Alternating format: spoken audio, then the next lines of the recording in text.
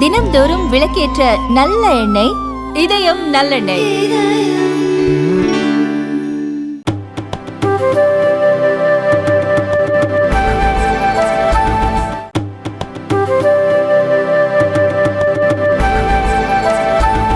Brief overview of issues relating to foreign policy, trade policy, and the new arrangements which we are witnessing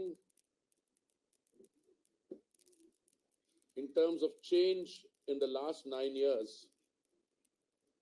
Now, I have been a student all my life, and my professional life now, I think, goes back nearly 50 years. I joined the Foreign Service in 1974. So I have seen change take place from close quarters.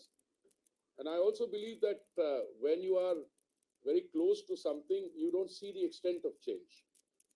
Now, change has been taking place since 1947. Change has taken place between 1947 and 1974, when I had the privilege of joining as a civil servant. And change has taken place from there till 2014. But I can say with a degree of confidence that the change that we witnessed in foreign policy, in trade policy, and in the entire economic system, and the new arrangements which are coming into being in the last 9 years has been somewhat extraordinary. Let me just start by sharing a few statistics with you, and then I have a few other points to make, and then I'd be happy to have a discussion. First of all, today in 2023, if you look at the surveys by the the World Bank, if you look at the surveys by the IMF, they all describe India as the bright spot in the global economy.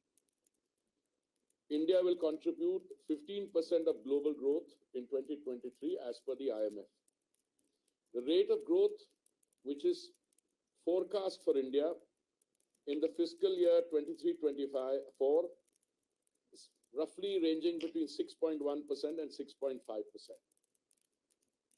The IMF says 6.1%, the World Bank says 6.3%, the RBI says 6.5%. By the end of 2023, India will be roughly a $3.8 trillion economy. In 2014, which I'm taking as a reference point because we are looking at 9 years of the Modi government, our GDP was a little over $2 trillion. And as is well known, we have moved from 2014, when we were the 10th largest economy in the world, to being the 5th largest economy in the world today, overtaking, by the way, the United Kingdom, which had 190 years of a particular kind of domination. But it's not the facts which are staring us in the face, but I think the confidence with which the Honorable Prime Minister stated, I think it was the opening of the ITPO, when he said that, and I was deeply, I was overcome with emotion. He said, by the time we finish our third term, or during our third term, we will be the third largest economy in the world. Now, for any head of state or government who is undertaking through his leadership one of the most fundamental transformations that any country can witness, I think speaks volumes both for the country and the leader who's leading that country. Why do I say that? Well, first and foremost, let's see very briefly the downward slide that we were subjected to from, say, 1700. In 1700, according to a Cambridge historian who I'm very fond of quoting, India's share of the world economy was 24.4%. India's share of the global GDP. And its share of globalized industrial output was about 25%. In 1950, immediately after we became an independent country, we had moved to our share of global GDP came down to 4.2%, and industrial output came down to 2%. That is what happened in those 190 years. Now, I want to fast forward. GDP in 2014 was 2.7 lakh crores, or around $20 billion. So, आपने 1947 के $20 billion से, we are now moving in the direction of being the world's third largest economy. And again, I know some of my friends in the opposition, find it very difficult to reconcile with such figures. But if you look at the estimates of Ernst Young and others, they say by 2047, we will be a $26 trillion economy. Now, those are estimates. But one thing is very clear, and the purpose here is not to draw comparisons, because comparisons are always odious. But look, the fact of the matter is, large parts of the world, including the United States, including parts of Western Europe, Japan, are witnessing growth rates in the close vicinity of 0.9%, 1% flat growth. And here, even your detractors, if they may be called that, are talking about 6.1% to 6.5% of projected growth in 23-24. So, $5 trillion economy by 25 or 26, which people doubted, is looking at us. A $10 trillion economy by 2030 is again no longer a matter of debate or disagreement. And you are now looking between 2030 and 2040 at doubling that $10 trillion economy. Now, all my life, I've studied, as I said, continuity and change. And I see many of you around here who looked at foreign policy and trade policy perhaps equally closely or more closely. There are two or three things I want to just mention. In 1947, when we became an independent country, we became part of a world whose agenda had already been established by others. The Bretton Woods institutions, I mean the World Bank, the International Monetary Fund, the General Agreement on Tariffs and Trade, had already been established. Why do I say that? You know, Bretton Woods is a sleepy place in New Hampshire where the talks took place on how the post-war architecture for governance would be established. And out of that came the IMF, the World Bank, and the GATT, because they could not agree on the International Trade Organization, because the US legislature didn't want sovereign decision-making authority to move from its legislature to a body of bureaucrats sitting wherever it was, ultimately in Geneva. So the GATT was created, General Agreement on Tariffs and Trade. Now, if you look at the preamble of the GATT, it's very interesting. I looked at it just when I was preparing to meet all of you, and at the heart it says,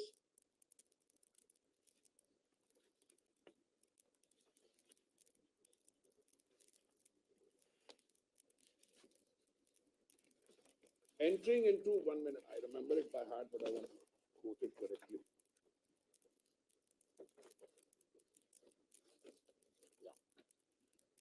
The preamble of the GATT states that relations in the field of trade and economic endeavor should be conducted with a view to raising standards of living, ensuring full employment and a large and steadily growing volume of real income and effective demand, developing the full use of the resources of the world, and expanding the production and exchange of goods.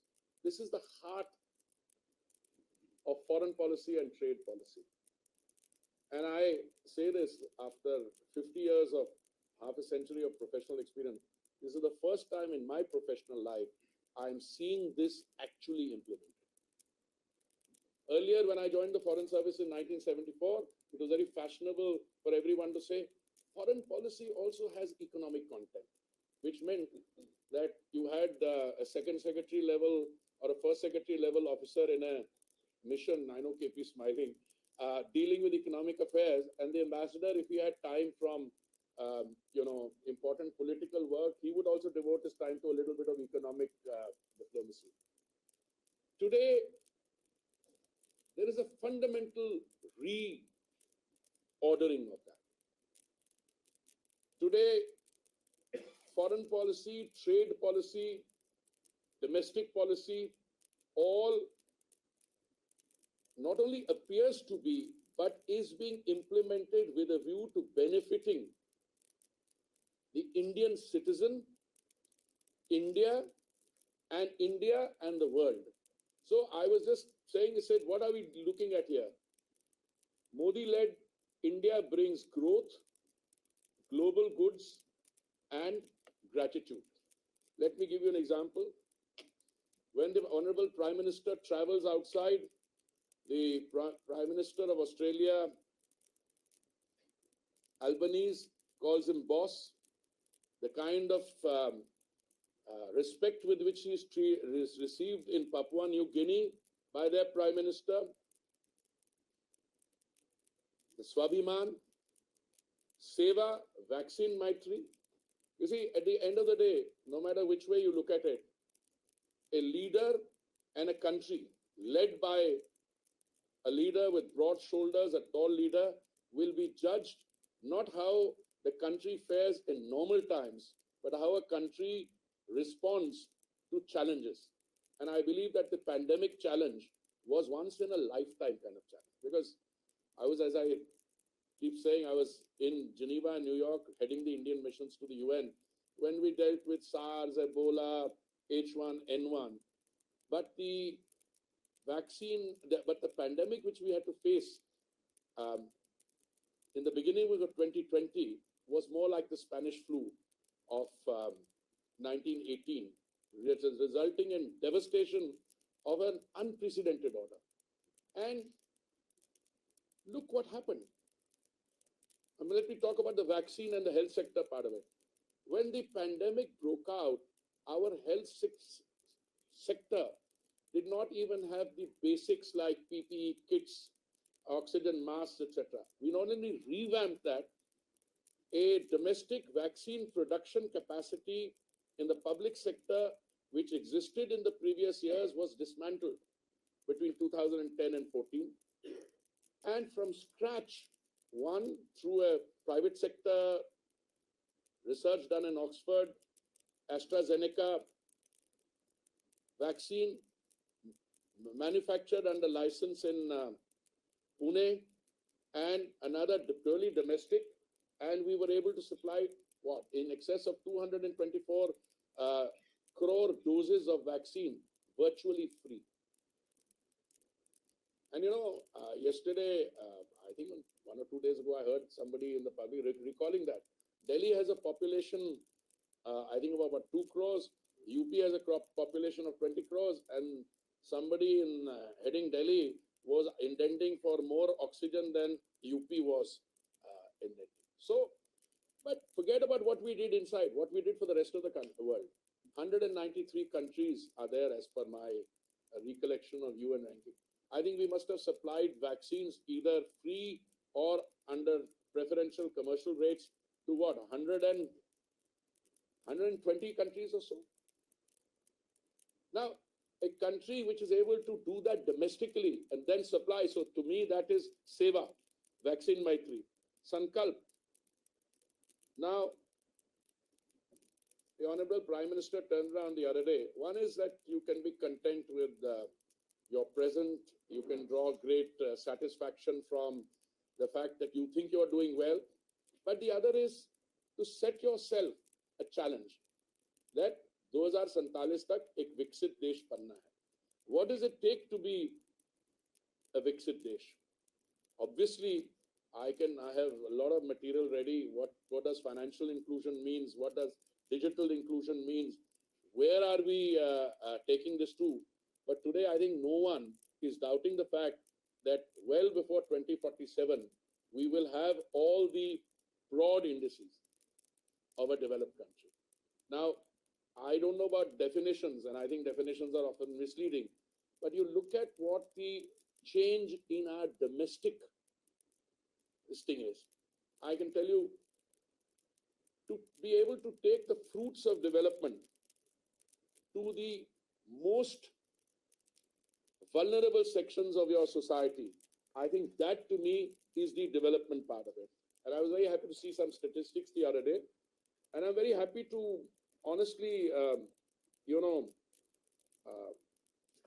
admit to you that when the Millennium Development Goals were set up by the United Nations, and which concluded in 2015, I used to say, as our ambassador in New York, that the MDGs will succeed largely because a large developing country was able to lift millions of people out of poverty. Another large developing country. I don't think they're so developing now, they're the world's second largest economy. But I can tell you, the Sustainable Development Goals or Agenda 2030 will succeed because India is succeeding. And I was very happy to see some indicators the other day when a report by Niti Aayog said that 135 million people exited multidimensional poverty between 2015-16 and 2019 and 21. This is the fastest decline in rural areas from 32.59% in 2015-16 to 19.28% in 2019-21. Reduction in urban areas from 8.65% to 5.27%. So if you can take people out of multidimensional poverty, they move into the middle class. When they move into the middle class, they are adding to an already large middle class base. When I have been saying for years that, India's success lies in the fact that you have a large domestic economy and the middle class and purchasing power. Now, I just go to a few. I can tell you about unemployment in India is below pre-pandemic levels, down from 7.2% in January 2020 to 6.5% in January 2023. Over 2 crore and 9 lakh youth between the ages of 18 and 23 have added to the EPFO since April 2020. You know what EPFO is? Employees Provident Fund Organization. And that's a measure you can't dispute because they've formally joined that economy. And look, coming to my two ministries and some of the things which really stand out. Let me start by the urban space. Between 2004 and 2014, the cumulative expenditure or spend on all urban schemes in which the government was a participant or government did some financing in those 10 years was 1,57,000 crores in 10 years. In the 9 years of the Modi government, and I'm talking essentially of schemes which began 1,57,000 crores. If you talk about the 9 years of the Modi government came into office in May 2014.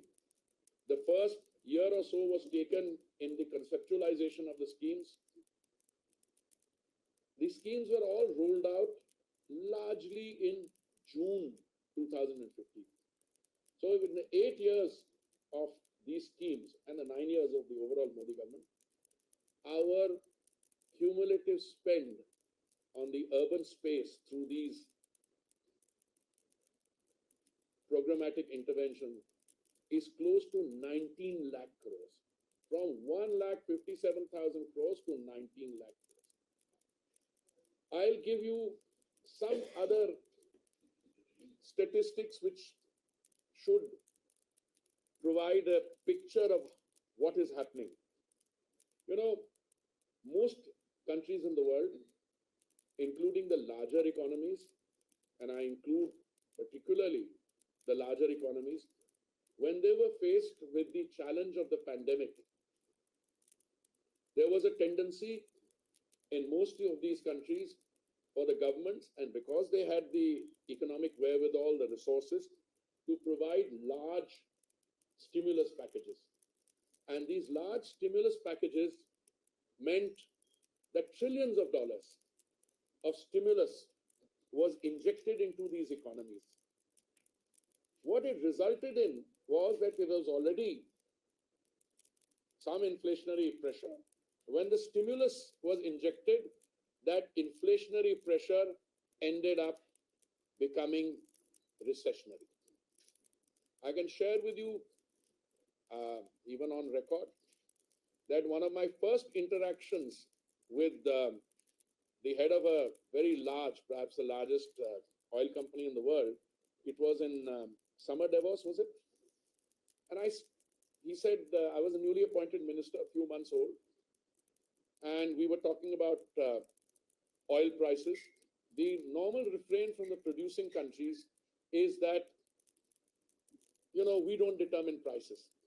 To which a student like me reacts by saying, if you don't determine prices, but you determine the amount of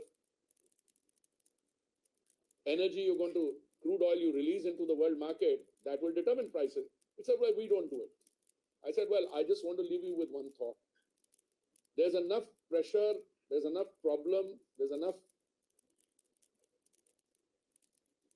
waiting to go wrong. And I can make I don't call it a prophecy because that would be too strong a word coming from a civil servant turned minister. But I can tell you my understanding of the situation is that if you allow the prices to go up, you will face a situation, it becomes a self-fulfilling prophecy, and the tipping point will come, the inflation will become recession, and the demand for energy will drop. And this is precisely what happened. I had a discussion with a gentleman a few months later. So how did you know? I said, I didn't know because I don't understand the situation. I'm a newcomer. I can see it happening. Today, I can tell you India's real energy growth in consumption is 3 times the world average. World energy demand is increasing by 1%. India's is increasing by 3%. How have we been able to manage this trilemma? One is availability, the second is affordability, and the third is sustainability. I can tell you with confidence that I have my ever diligent research team always gives these figures in front of me. I'll tell you a very simple point. We have navigated our way through this global turbulence. By global turbulence, I mean, the problems in the energy market were there already before February 2022. In terms of, the Russia-Ukraine crisis, we bought from wherever we could. We consume 5 million barrels of crude oil in a day. We used to buy from 27 sources earlier. Today we buy from 39 countries. Our daily, rush at the petrol pumps is what, 6 crore? People go to the petrol pump every day to fill up. At no stage during the crisis or today has anyone ever seriously talked. You might have a local issue in, in some area where some line has got disrupted. There was no shortage of energy anywhere. My oil companies give them full marks. Even when there were torrential rains in the northeast, they were able to supply gas cylinders by walking through water, by carrying the cylinders on their shoulders. How were we able to maintain affordability? Because the Prime Minister personally monitored the situation, and on 2 occasions, November 2021 and May 2022, he reduced the central excise on petrol and diesel. The reduction in central November 21 and May 22. He reduced the central excise on petrol and diesel by a significant part, 6 and 13 rupees, 13 and 16 rupees. And the BJP ruled states immediately reduced their VAT. Now, this has resulted in a very interesting situation. The only parts of our political system which talk about high petrol and diesel prices are the ones who have not reduced their VAT. Let me give you 1 or 2 examples. I'm talking about the increase between June 21. No, I'm talking about the rate, first of all, petrol and diesel in July 23. Those are the latest figures because we are on 4th of August. In Guwahati, petrol retails at 98 rupees a litre. In nearby Kolkata, it retails at 106 rupees. Difference of 8 rupees per litre. Now, it's not 8 rupees a litre. When you go to fill a tank, I don't know what kind of vehicles you drive, but some of your tanks are 40 litres, some are even bigger. So if it's an average of, say, 40 litres in a petrol tank, 40 into 8, in one go. So this is the difference between Bhopal and Amravati, between Lucknow and Bangalore, between Goa and Raipur. Let me take Goa, 97 rupees 68 paise, Raipur 102 rupees, difference of 4.77 rupees. Differences in all these. This thing is Gandhinagar and Jaipur, 12 rupees different. Gandhinagar petrol retails at 96.63 rupees a litre. In Jaipur at 108 rupees 48 paise. 11 rupees 85 paisa difference. So if you multiply that by 40, and these are the only people who say that petrol price come karo, diesel price come karo. My first thing is that we are happy to look at it if international prices, but we are dependent 80% for our consumption on imports. So the world price has some. But let me also come to world prices. Far-sighted, visionary and bold decision-making by the Prime Minister has maintained availability and affordability. Now we come to world market prices. Let's compare petrol increase and diesel increase between a 2-year period from June 21 to June 23. Now I will take 3 or 4 countries in our neighborhood, and then I will take a few of the larger economies. In the neighborhood, India's increase has been 2.36%. Pakistan's increase has been 50.83%. Bangladesh's increase has been 30.11%. Sri Lanka's 79.61%. This is petrol. Nepal's increase has been 42.39%. Now let me come to the larger economies. USA, during this 2-year period, increase in petrol prices has been 30.15%. 30% increase. In Canada, 24.17%. In Germany, 19.08%. France, 22.67%. This is petrol. I'll also go to diesel. Sri Lanka, the increase. In India, the increase has been 4.97%. Sri Lanka, the increase has been 130.65%. USA, 29.31%. I'm happy to make these statistics available to anyone who, we'll make them available. My press team will send them around actually. Now I want to say 2 things here. These reduction in excise duty by the Honorable Prime Minister was undertaken at a time when we were feeding 80 crore people 3 meals of dry ration a day, which by the way is still going on. Now, some people get up and say, "Are, ye kya ho gaya? Wo kya ho gaya?" I was very disappointed. I mean, I was able to answer one start question and I took my time on the Swanidhi scheme in the Lok Sabha yesterday. But there were questions on gas pricing. And I was very keen to answer those questions. Why? Because suddenly somebody turns around and says, "Bhai, gas cylinder bada mehenga ho gaya." Now, I don't know, correct me. I think in the last 1 year, the price has gone up only once. Okay? Now, people don't realize that there's already a subsidy there. For instance, today, in 2023, thanks to all the work done by the Modi government, and the Prime Minister is personally committed to this, the number of gas connections, I think, has gone up. I'm talking about LPG connections from 14 crores to something like 32 or 33 crores. And let me also mention to you that out of this 9 crores, 60 lakhs are Ujjwala connection. 9 crores, 60 lakh Ujjwala connection means this was a connection given free. During the pandemic, when there was a extreme vulnerability, the Honorable Prime Minister ordered that 3 free gas cylinders would be given to every beneficiary. I was just calculating, and now, even now, we are giving 200 rupees directly DBT to the account of the beneficiary. 9 crore 60 lakh people get this. All beneficiaries, all gas connections also get a freight subsidy.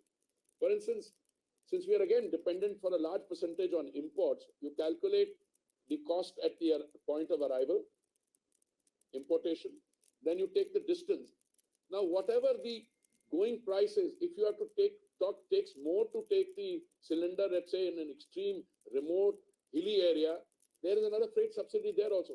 So we are giving, even now, subsidy worth about 10,000 crores or thereabouts. How do I calculate this? Just to give you a very small figure. 9 crore 60 lakh Ujjwala subscribers, they are entitled to 12 cylinders a year. They don't draw 12 cylinders, they don't need to.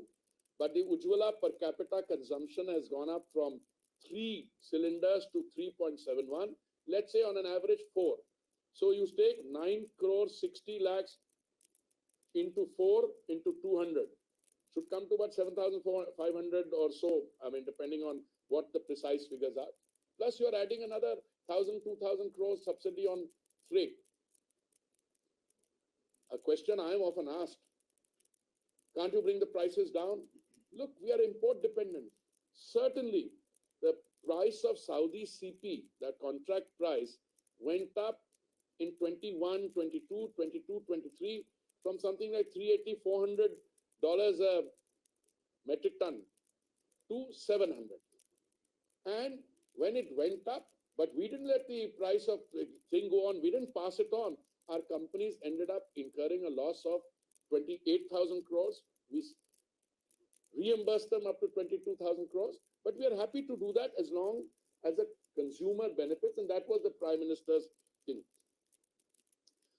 I talked about Samparn to make India, and I talked about Sankalp, Viksit Desh by 2047. Samparn committed to a healthy and fit world, yoga, millets. I hope you noticed that in that Punjabi meal, there was a millet dish also. Okay. Suvidha, visa stamping. I mean, it used to be a nightmare earlier.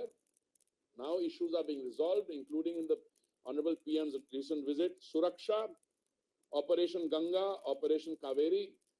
I can't think of any other country in the world which deputed 4 cabinet ministers to bring back 25,000 Indian students stranded in Ukraine through 4 adjoining countries. I had the privilege of being. Samvad, Voice of the Global South. You know, India's hosted the Global South Summit. And even now, I think the Indian experience in any field, the health field, India's experience in the energy field. Sayog, a temple is being built in the UAE. And Samvedna. You know, people sometimes turn around and say your relations with a particular country are not that good. Why do you come to their assistance? But that's not the issue. I think the humanitarian streak and the Prime Minister's policy, we are today a country which is capable of heavy lifting. And we showed that capacity for heavy lifting when an earthquake came in Turkey. You know, the Prime Minister was not, I think, in town. I think he was traveling. If I remember correctly, it was during the India Energy Week when the earthquake took place. And I remember wherever the Prime Minister was, somewhere outside Delhi, the instructions came before anyone. We were one of the first countries to send not just relief assistance, but sizable relief assistance, both in terms of helping at the local situation with, rescuing people, other relief supplies, etc. You know, I'm afraid I'm having to jump a little. Another thing which not many people realize, every government has good intentions. I have never taken the view that previous governments didn't have good intentions. But you know, sometimes the way to, the way to hell is also paved with good intentions. You must have a vision for yourself, for your country, and your ability to take that forward. Let me give you, I joined the Foreign Service in 1974. one of my first assignments was, I was not even, I was a trainee. We'd come back after the foundation course. I was attached to the policy planning division with somebody I greatly admired, Mr. Damodaran, A.K. Damodaran. We used to call him Professor Damodaran, my friend Ramu's father. And I used to sit within the section there. I used to, I was assigned, I asked the joint secretary, he was joint secretary, I said, sir, what can I do? He said, educate yourself on what happened in the OIC summit in Rabat in 1969. This is 1974, it was a very tough one. What happened by the way, many of you are so young that you don't remember what happened in 1969, but I can remind for you, we faced scorn in the international arena because at the summit where we sent a representative, India was left red-faced with having been forced to leave the OIC summit at the insistence of Pakistan, despite having been invited. Ek to aap invite na kariye. But he went there and Pakistan said, now how are you allowing this country in? Look at that and look at today. Look at the maturity, the intensity of your interaction with the Islamic world. I like to cite this, our relations with the UAE, what we've done on the trade front with the UAE, what we've done in terms of the India-UAE rupee settling agreement, our relations with with Saudi Arabia, our relations with Egypt, which is a traditional thing in the Islamic world. PM just went there on a highly successful visit. So, what used to happen then? But I'm not confined. I'm just giving you some anecdotes from my 50 years. So whenever you face somebody like me, the old stories come out. To give you another example, I remember that when I was a young, director level officer, the then Prime Minister, I think it was Sri Rajiv Gandhi, decided to establish at the 9th Non-Aligned Summit, which took place in Belgrade in 1989, it decided to establish a group called the Group of 15. What was this Group of 15? With the aim of cooperation amongst developing countries in the area of investment, trade, and technology. And it was a middling group of countries that did not share much in common, hoping that they would collectively get the strength to engage as interlocutors of the developed world. 1989, not that far back. And the group aspired to talk to the West and present a united front for the developing world. Now, this is the kind of mindset you have. Even 1980. What is it today? Today, you chair the G20. The G7 is talking to you. You go and address the G7. That is the change. And that change, I respectfully submit to you, came after 2014. I can go into individual examples to say how, let's say climate change. People talk about my urban infrastructure and it's fair enough. But today what you're facing is total extinction of something called a climate skeptics. They used to say climate change kuch nahi hai. But as you see the facts, the rainfall that you're getting is the highest in 50 years. The global warming is no longer the issue. It's global boiling now. Today you have a situation where, I believe that you guys have this tremendous power. Ek photograph ab laga dete, the narrative changes. I remember when we were on the Security Council, there was a body of a child washed ashore after the Syria conflict. Geeta, you'll remember that. That changed the global narrative on, the civil strife and conflict in Syria. Today, if you open the Western press, you have sights of parts of Greece burning and a child, half clothed, it's boiling there. You see reports from Vermont, in the US, you see parts of Europe. Where was India on the climate this thing before Paris? Normal refrain was. I'm not saying we've gone away from the refrain totally, but I think the Honorable Prime Minister realized before Paris and then again before Glasgow that, it's all very well to say, this is not my problem, he has caused the problem, polluter pays principle. No, KP, or the other guy, you cause the problem because you have done you have more consumption, you have more, you create more pollution, and the polluters pay principle. And you had the concept of common but differentiated responsibility. But nobody's running away from that. But the fact of the matter is, if a large country like India only identifies with one part, either you're part of the problem or part of the solution. The Prime Minister said, we will be part of the solution. Today, India is offering to the world in areas. Now, I could have an entire session on, what we've done in climate, but I'll take just one or two examples from my field.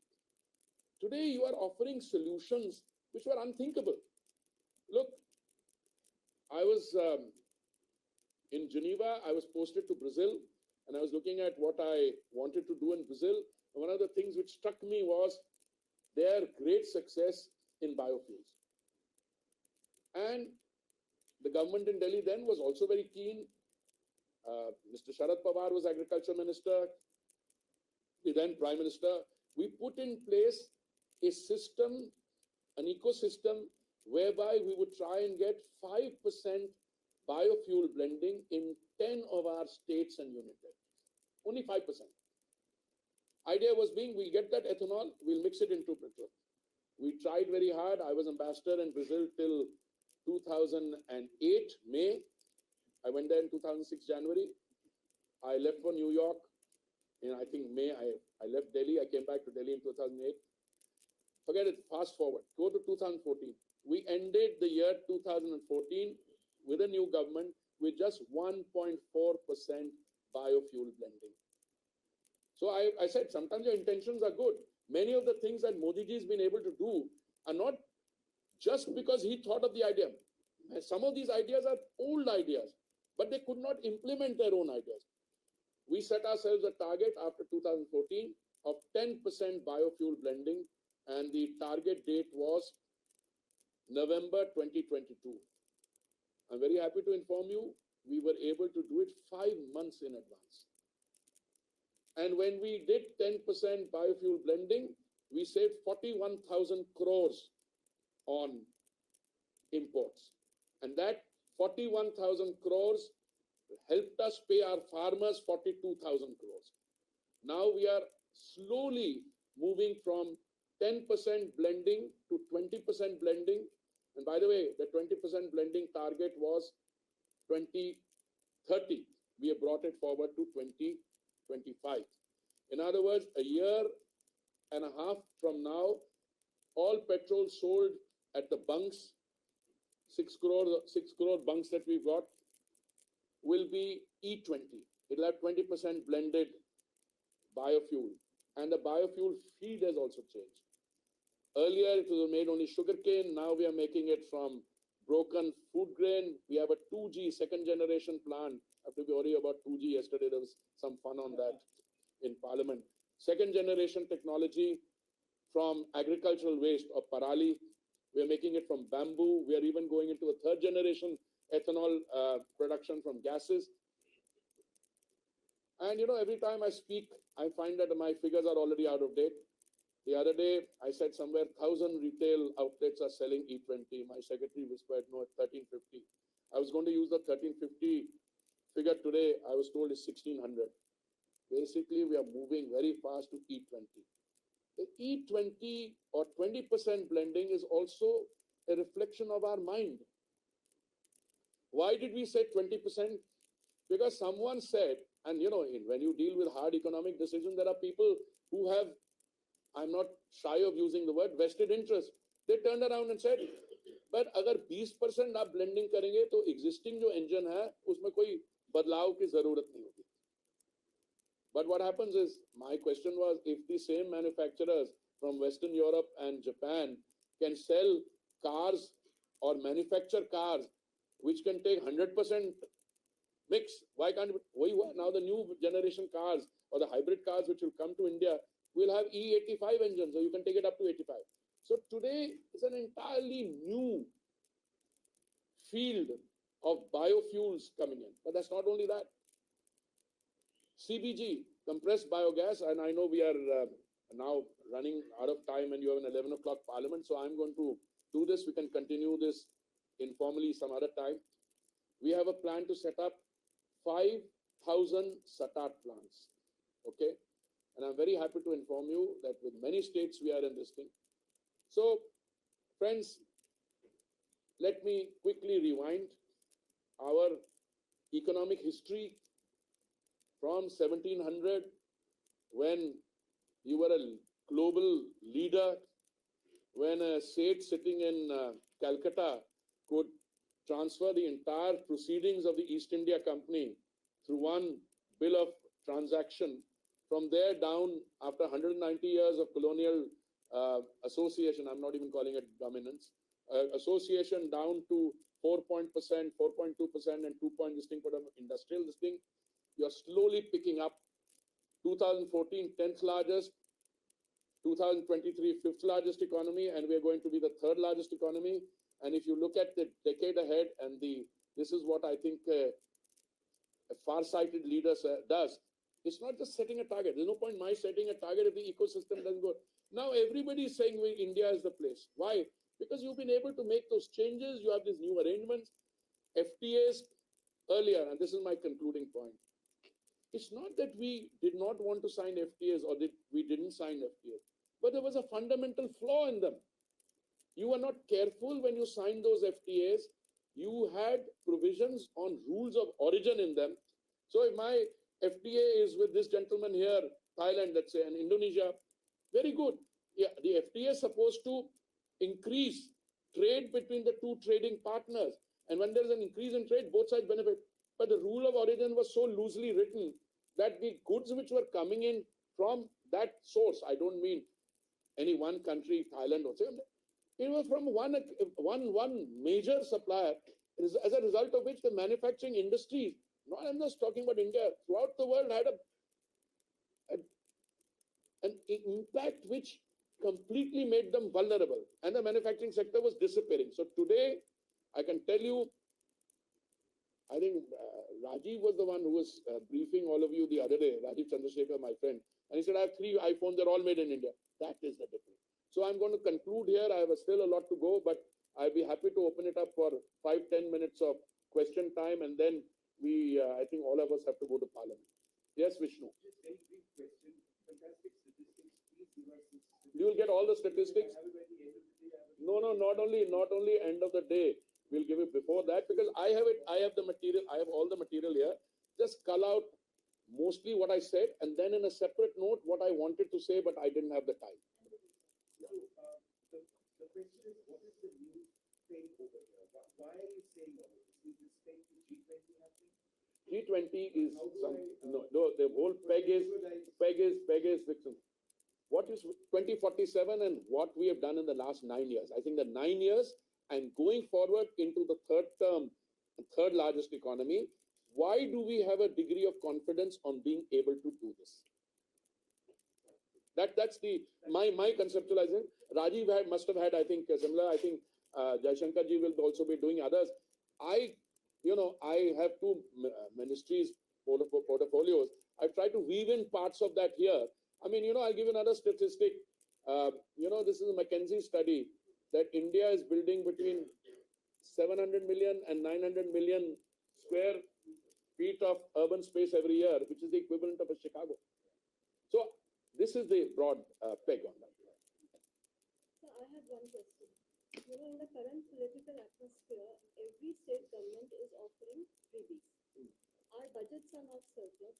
How much of a challenge do you see the state subsidies free to India's goals of becoming a I use the expression, madam, the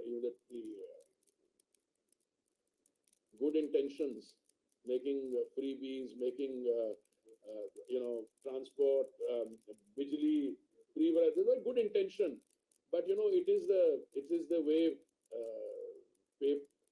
to hell, because you've got now levels of bankruptcy in many of the states. You just have to see the state of countries, where countries are reaching. I don't want to name countries, but you all know what we're dealing with. They're not able to pay. I mean, in the case of a neighboring country in India, South, we extended $4 billion of different forms of assistance to them. And so let's be very clear. At the end of the day, a subsidy has to be targeted at those who are the most vulnerable. The subsidy has to be targeted in a manner that it brings relief, but the subsidy has to be digressive. The subsidy cannot get entrenched for all times to come. Otherwise, then you're killing all the competitors. This is something Mr. Modi has been able to do. Actually, all your data and everything, opposition is saying that, okay, government is telling we are going ahead as far as financial, achievement for the, but the social fabric, like things like Manipur and Then I'll tell you something. I think, look, democracy, opposition must be allowed to speak. But I think they've made up their mind that they're going to be in the opposition for all their lives. Let me explain something to you. What is the value of parliament? I think the value of parliament is their ability to put us on the mat. All right. Now, what has happened is we have offered to have a discussion, and this is such a good opportunity that if you want a discussion on Manipur, we are ready for the discussion. Laying precondition, you must do this or you must do that. So I think उन्होंने अपने पैर पे कुल्हाड़ी मारी. Let me give you another, since the madam asked a question on freebies. इनका दो तरीके का स्टाइल होता है काम का. एक है we generate the productive assets, we produce the resources. इनका स्टाइल क्या है? चिदम्बरम जी जब वित्त मंत्री थे, उनका स्टाइल काम करने का था कि आज महंगाई है तो ऐसे करो, आप ऑयल बॉन्ड्स फ्लोट कर दो. तो ऑयल बॉन्ड्स इन्होंने क्या फ्लोट किए? 1,40,000 करोड़ के ऑयल बॉन्ड्स फ्लोट किए, जिसमें हमें अब 3,50,000 करोड़ वापस देना चाह रहा है. तो freebies, deferring decision. Look, you want to run a country, there is no other way than the Modi way, which is you take responsibility and you bite the bullet in terms of taking the hard decision to do it. अब ये कहना कि वहां पे ये हो गया, वहां पे हो गया. अभी तो आपने कुछ दिन पार्लियामेंट के रहते, they wasted the rest, and many of them have come to me individually. I said, yeah, हमसे गलती हो गई. We should have allowed question hour to run. We could have talked to you about gas price. मैंने कहा मैं तो I'm willing to have an open forum on all these issues. It's not that we don't want to provide relief, but आप discussion करने के, because I don't think they have a case. कल दिल्ली की discussion में, लोकसभा में आपने सुनी, apart from a brilliant performance by the HM, I was looking at the opposition faces. What were they saying? What were they saying? Here is a track record of somebody of what I call less than responsible governance, and you want to give power. अपने अधिकारी के कमरे पे रात को 2 बजे red करवा दी, उसके कमरे से ले गया. You want to? These are the issues. But I think we have to go to Parliament. I'm very happy to continue this discussion. Yeah, please. We have been buying, crude from Russia at a very highly discounted rate for last 1 year, more than 1 year actually. More, actually more. Yeah, more than 1 year. Yeah. And our crude has been finding way to European markets also. And a number of European countries are very happy that we are getting crude through India, because India is buying it at a very discounted rate. And we are Don't believe any of these stories. Ask them what they are buying from Russia. Is there any possibility of, in fact, petrol and diesel prices being brought down? No, I'm coming. I'd be very happy to have a longer discussion. It's like this. Total amount of petrol, crude oil. Let's start with crude. Total amount of crude oil produced as per statistics which are produced by OPEC was about 102 million barrels a day. Their cutting production has come down to about 97 million barrels a day. देखिए, at the end of the day, OPEC has to sell, Russia has to sell. वो जो बड़ी discounts की आप बात कर रहे थे, वो शुरू में बहुत अच्छे डिस्काउंट्स थे, फिर वो they started raising prices, we started diversifying. अभी वो डिस्काउंट्स उतने नहीं हैं, because but at the end of the day, please remember two things. Those who produce oil have to sell it. And if we are able to continue to play the market card, by market card means we all are people are together. Not all of them are in the OMCs. Some of them are in the private sector like Reliance and Nayara. Okay. So all these things, it's not you buy from one and sell to the other. The other day I came up across the road, one large producer was buying from them, buying crude also, and then refining. It's like small parts. We have a refining capacity today of something like 300 million metric tons per annum. We have a 252 now with installed 252 million metric tons per annum, another 40-50 in the pipeline, And I used to use the figure 400 million metric tons per annum. PM used the figure 450 million tons. आने वाले समय में India will be one of the world's largest producer. Investment in E&P. We are already the fourth largest refining hub, and we are going to end up as the second largest refining hub. Because you are looking at a transition when fossil fuels will have to go away. But our refineries are not just going to make petrol and diesel. They will make petchem. They will produce green hydrogen. By the way, green hydrogen is a story I would have liked to talk about, because those are the new things coming in, but please send them some material on our green hydrogen. Just one last question. You speak about urban spaces, but every time we have monsoons and rains, the cities come tumbling down. What's the kind of coordination with state in ensuring? I'm very happy you asked that. I'm very happy. Are you confident of a successful G20 February? No, don't worry about any of those things. First of all, all these issues are state subjects. So I'm afraid we end up issuing advisories. I'd be very happy to share those advisories with you. But what you're witnessing in terms of this thing, this is not urban planning problems alone. We are very fortunate that during this 9 years of the Modi government, our reprocessing of waste has gone up from 17% in 2014, which meant if you produced 100 tons of waste, you only processed 17%. Today it's gone up from 17% to 76%. In the next few years, we will be able to remediate all those legacy dump sites, etc. You have to do simple things, Geeta. You have to segregate the waste at the point of production. Dry waste, wet waste. Wet waste becomes compost. Dry waste has to be taken to a reprocessing site. The people who are getting into trouble are not doing their normal daily work. They have to clean the drains. You cannot throw the kura into the drain. You have to do the dredging where it's required. So I'd be very happy to sit with you. We will have a very successful G20. All hands on board, all efforts. And by the way, it's not just India. I was in New York when, this highest rainfall in 50 years took place. And by the way, I'm going to get the figures now. July is probably 22 days in July will end up to be the hottest days in recorded history. So we have to deal with the climate thing. But in India, because we are engrossed with this and we are facing this challenge, we're very confident of being able to meet it. Thank you.